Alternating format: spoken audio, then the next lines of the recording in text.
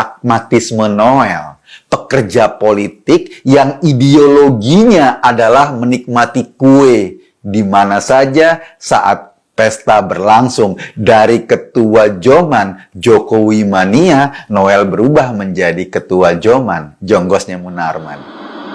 Ada berita menarik dari persidangan Munarman. Kemarin, Emmanuel Ebenezer, ketua Jokowi mania atau Jokman, menjadi saksi di sidang tersebut. Dan dia menjadi saksi yang meringankan Munarman. Orang kaget. Saya juga kaget sih. Kok bisa ya Noel, panggilan akrabnya ini bersaksi seperti itu? Saya kebetulan punya nomor WA-nya dan menanyakan latar belakang kenapa dia mengambil keputusan itu. Ia hanya menjawab, ya perbedaan pendapat kan biasa bro. Iya sih emang biasa. Saya tentu saja berbeda pendapat dengannya. Dan kali ini bukan cuma berbeda pendapat, tapi berseberangan jalan. Berbeda pendapat secara keras. Dalam penilaian saya, Noel ini ya cuma cari sensasi aja sih.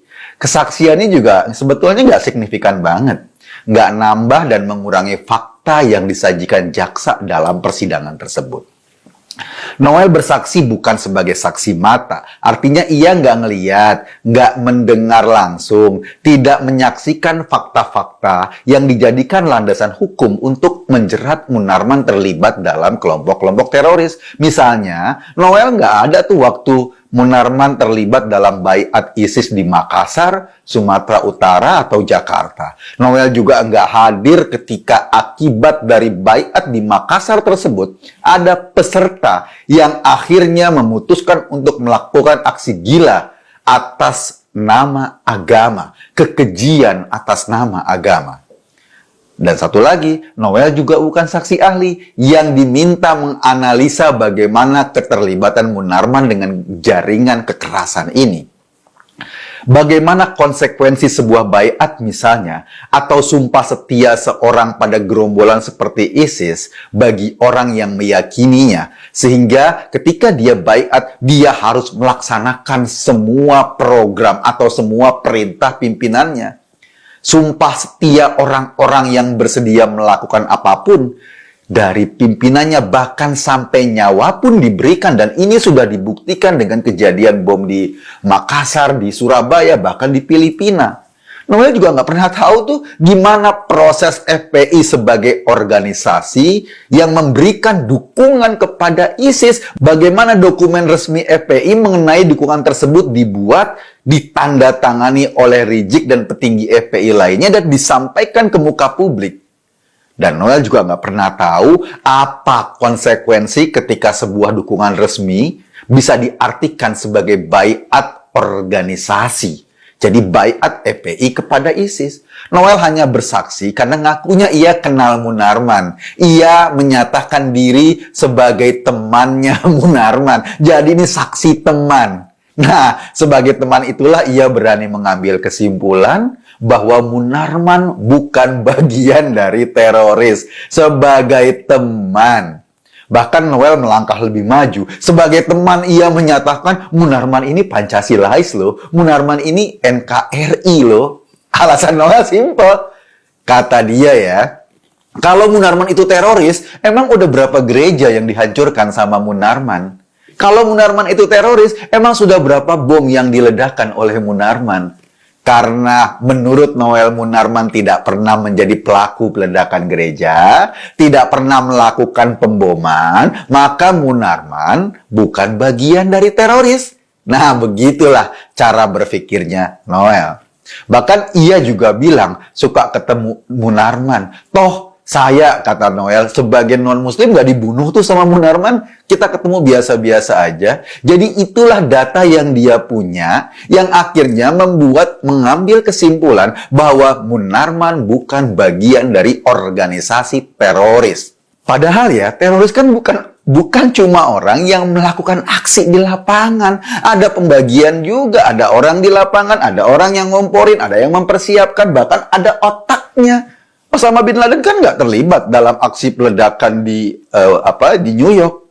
Toh Abu Bakar Ba'asyir juga nggak ikut terjun dalam melakukan kekerasan. Sama seperti Aman Abdurrahman tidak terlibat atau tidak membom gereja secara langsung. Tapi bukti di pengadilan justru menjelaskan peran mereka sangat signifikan. Dan merekalah yang membuat orang tergerak untuk melakukan aksi-aksi teror.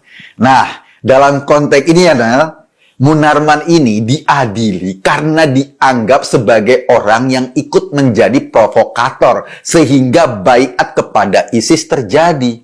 Hingga peserta baiat tersebut tergerak untuk melakukan aksi-aksi teror sesuai dengan seruan ISIS di sana. Dan yang lebih menyedihkan lagi, Noel menuding Munarman diadili dengan sangkaan teroris disebabkan karena ulah para calo. Nah, calo apaan kita juga nggak tahu. Artinya, menurut Noel, Munarman korban orang-orang yang dituding sebagai calo. Entah calo seperti apa yang dimaksud dalam keterangan tersebut.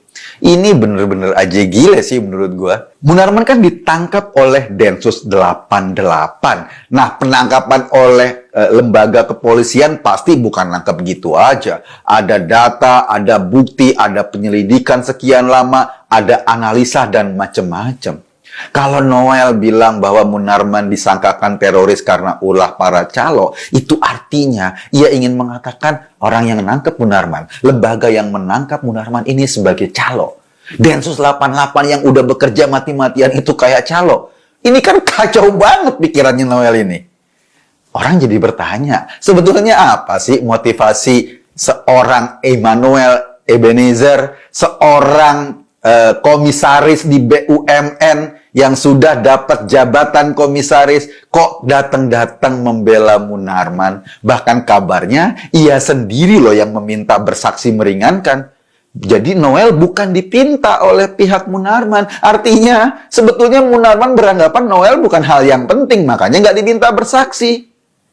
Tapi kan kesaksian Noel menjadi viral, dibicarakan orang. Mungkin ini yang penting baginya.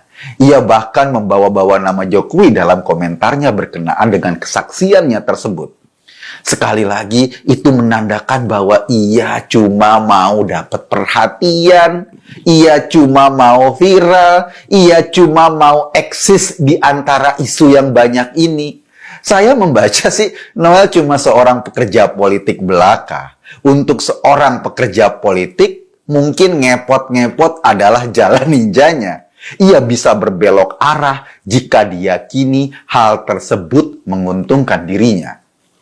Sebagai ketua Jokowi Mania, Noel memahami kekuasaannya seorang Jokowi memang hanya sampai 2024. Nah, mungkin saja aksinya ini untuk pasang kaki di segala lini, agar jika terjadi perubahan politik, ia masih bisa menikmati kuenya. Dengan kata lain, ini kan cuma soal pragmatisme Noel. Pekerja politik yang ideologinya adalah menikmati kue di mana saja saat pesta berlangsung. Dari ketua Joman, Jokowi Mania, Noel berubah menjadi ketua Joman, jonggosnya Munarman. Saya cuma mengajak Anda berpikir, kesimpulannya ya terserah Anda. Terima kasih.